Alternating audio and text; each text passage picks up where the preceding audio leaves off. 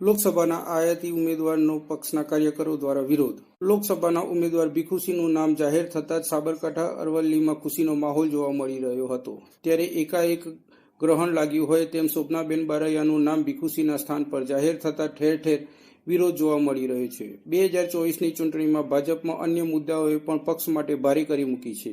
ત્યારે આજરોજ Prantij railway station road પર આવેલ VS રાવલ એજ્યુકેશન કેમ્પસમાં બપોરે 3 કલાકે પક્ષની મિટિંગનું આયોજન કરવામાં આવ્યું હતું. ત્યારે પક્ષના કાર્યકરોએ જ રસ્તો રોકી વિરોધ દર્શાવ્યો હતો.